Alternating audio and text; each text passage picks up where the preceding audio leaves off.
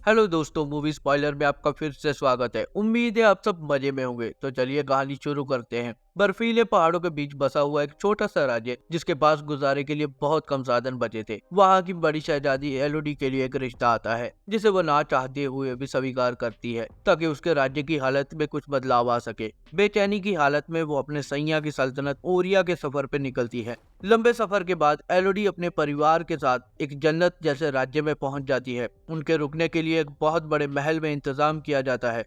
रात को खिड़की से वो दूर पहाड़ों में एक रोशनी देखती है, मगर तभी उसकी छोटी बहन उसको सोने के लिए बुलाकर ले जाती है। अगले दिन एलोडी और उसके परिवार की मुलाकात होने वाले पति राजकुमार हेनरी और उसके परिवार से होती है। बातों ही बातों में एलोडी हेनरी को बताती है कि ये शादी उसके लिए एक समझौता है जो उसके राज्य को बचा सकता है। इसके बाद दोनों घुड़सवारी करते हैं, खूबसूरत नज़ारे देखते हुए अपने सपनों के बारे में बातें करते हैं। वहीं दूसरी ओर उनके परिवार शादी पक्की कर देते हैं, मगर एलोडी के पिता कुछ परेशान लगते हैं। ओरिया के महारानी से मिलने के बाद एलोडी की सौतेली माँ उसको ये बताने आती है कि उसे ये रिश्ता और ये लोग ठीक नहीं लग रहे, मगर उसके पिता उसकी माँ को वहाँ से ले जाते हैं। शहजादी को अगले दिन शादी का लिबास पहनाकर तैयार किया जाता है और एक खट्टी मीठी किस के साथ दोनों की शादी हो जाती है। जिसके बाद पूर्वजों की कुछ रस्में करने के लिए हेनरी उसको उसी पहाड़ पर ले जाता है जहाँ पिछली रात एलोडी ने एक रोशनी देखी थी। कुछ अजीब मुखौटे पहने हुए लोग वहाँ उनके इंतजार में थे, जिन्हें देखकर एलोडी घबरा जाती है। वहाँ की मुखिया एलोडी को बताती है, जब हमारे पूर्वज इस देश में आकर बसे थे वो अकेले नहीं थे। यहाँ एक हैवान रहता था जो सल्तनत के लोगों को मार रहा था, इसलिए बादशाह अपने सिपाहियों के साथ हैवान को मारने के लिए यहाँ आया, मगर बादशाह को छोड़कर सारे सिपाही मारे गए। हैवान ने बादशाह के साथ एक सौदा किया कि बादशाह को अपनी 3 बेटियां हैवान को सौंपकर इस द्वीप को बांटना होगा। फैसला मुश्किल था, मगर आवाम की खातिर बादशाह ने यह सौदा मंजूर किया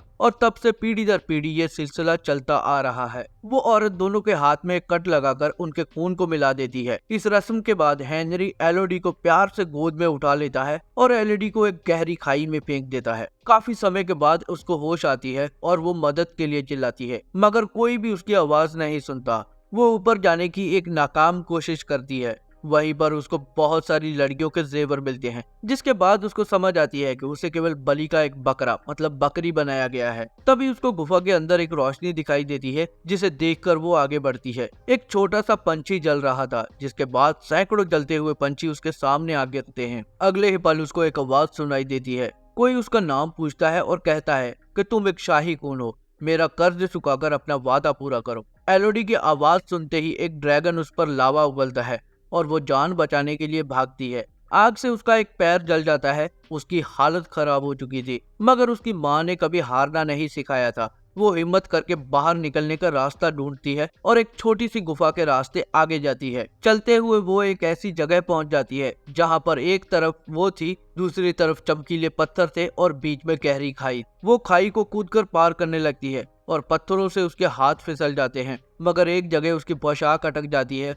और वो खाई में गिरने से बच जाती है। उसके लिबास में एक खंजर जैसा टुकड़ा था, जिसकी मदद से वो ऊपर आ जाती है। वो चमकने वाले पत्थर नहीं बल्कि कीड़े थे। रोशनी के लिए कुछ कीड़े वो एक कपड़े में जमा कर लेती है, फिर पिघलती हुई बर्फ के पानी से अपनी प्यास बुझाती है और तभी ऊपर से ड्रैगन फिर से आग उगलता है, मगर टाइम पर भागकर वो अपनी जान बचा लेती है। आगे गुफा के अंदर उसको बहुत सारे नाम लिखे हुए मिलते हैं जो लड़कियां पहले यहाँ तक पहुंचकर मारी गई। बेहोशी की हालत में एलोडी सपनों में खो जाती है। जब उसको होश आती है तो चमकने वाले कीड़े उसकी जली हुई टांग पर चिपके हुए थे। ये कीड़े चमत्कारी डॉक्टर के जैसे थे जो उसकी टांग को पूरी तरह से ठीक कर देते हैं। वहीं पर गुफा में उसको एक पत्थर पर बना हुआ एक नक्शा मिलता है जिसमें बाहर निकलने का रास्ता बनाया गया था, जिसका मतलब पहले भी कोई यहाँ से बाहर निकल चुका था। वो नक्शे के हिसाब से आगे बढ़ती है। उसको सुरों की आवाज सुनाई देती है जो हीरो की एक गुफा से आ रही थी। आगे का रास्ता नुकीले कच्चे हीरो की गुफा से होकर ऊपर जाता है। एलोडी पूरी तैयारी के साथ ऊपर जाना शुरू करती है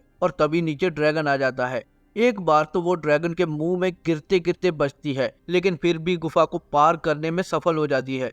मगर वो निराश हो जाती है क्योंकि वो रास्ता बहुत ऊंचे पहाड़ की चोटी पर था। लेकिन तभी उसको कुछ लोग दिखाई देते हैं और इतने में ड्रैगन वहां आ जाता है। इससे पहले कि वो एलोडी को मारता, एक आवाज एलोडी को पुकारती है, जिसे सुनकर ड्रैगन वहां से चला जाता है। एलोडी आवाज का पीछा करते हुए वापस नीचे आ जाती है। यहीं पर उसको ड्रैगन के बच्चों के बारे में पता चलता है, जिसे बादशाह ने मरवा दिया था, और यहीं पर ड्रैगन और बादशाह के बीच में सौदा हुआ था। एलोडी अपने पिता को देख लेती है, जो अपने साथियों के साथ उसे बचाने गुफा में वापस आए थे, लेकिन तभी ड्रैगन आकर उसके पिता के साथियों को मार देती है। एलोडी के पिता ड्रैगन को मारने की कोशिश करते हैं, लेकिन ड्रैगन एलोडी के पिता को उसको बुलाने के लिए कहती है, जिसे वो मना कर देते हैं और एलोडी से सामने ना आने का हुक्म देते हैं। गुस्से में ड्रैगन उसके पिता को मार देती है, जिसे देखकर एलोडी की चीख निकल जाती है और ड्रैगन उसको ढूंढने लगती है, मगर उसका ध्यान एक आदमी को देखकर भटक जाता है। एलोडी के पिता उसको रस्सियों से ऊपर जाने के लिए कहते हैं, जहां उसकी सौतेली माँ और बहन इंतजार कर रहे थे। इतना कहकर उसके पिता दम तोड़ देते हैं। एलोडी रस्सी से ऊपर जाती है, लेकिन ड्रैगन उसकी आवाज सुनकर वापस आ जाती है, मगर एलोडी गुफा से जिंदा बाहर निकलने में सफल रहती है।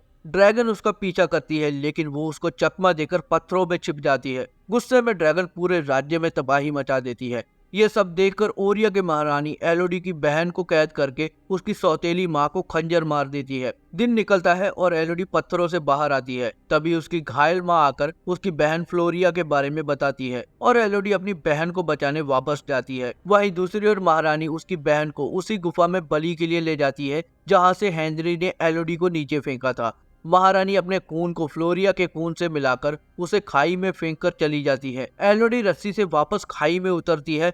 ड्रैगन फ्लोरिया को उठाकर ले जाती है। एलोडी एक ट्रैप बनाकर ड्रैगन को चकमा देती है और फ्लोरिया के पास पहुंच जाती है। उसको होश में लाकर वो उसे छिपा देती है। ड्रैगन बहुत गुस्से में वापस आती है और तभी एलोडी ड्रैगन का सामना करती है। वो उसको सच बताने की कोशिश करती है, वो उस शाही परिवार की बेटी नहीं है जिससे वो बदला लेना चाहती है, लेकिन ड्रैगन उसको अपने पंजे में दबोच लेती है। एलोडी अपने चाकू से ड्रैगन की आंख फोड़ देती है, जिससे ड्रैगन का गुस्सा और भी बढ़ जाता है। वो एलोडी पर आग उगलने लगती है और तलवार के एक वार से एलोडी ड्रैगन को घायल कर देती है। वो ड्रैगन से बातें करते हुए एक पत्थर तक ले जाती है, जहां वो ड्रैगन को उकसाती है कि वो उसे जला दे। जैसे ही ड्रैगन उस पर आग उगलती है, एलोडी सामने से हट जाती है। आग पत्थर से टकराकर वापस आती है और ड्रैगन खुद की आग से ही झुलस जाती है। जिसके बाद एलोडी ड्रैगन को बताती है कि कैसे ओरिया का शाही परिवार मासूम लड़कियों के खून को अपने खून से मिलाकर उन्हें शाही परिवार का हिस्सा बनाकर तुम्हें धोखा दे रहे हैं। बादशाह ने तुम्हारी बेटियों को मारा था, लेकिन तुम भी मासूम बेटियों की कातिल हो। सच्चाई जानने के बाद ड्रैगन एलोडी से कहती है कि मुझे मार दो, मगर एलोडी ड्रैगन की जान बचाने के लिए उस पर वो कीड़े छोड़ देती है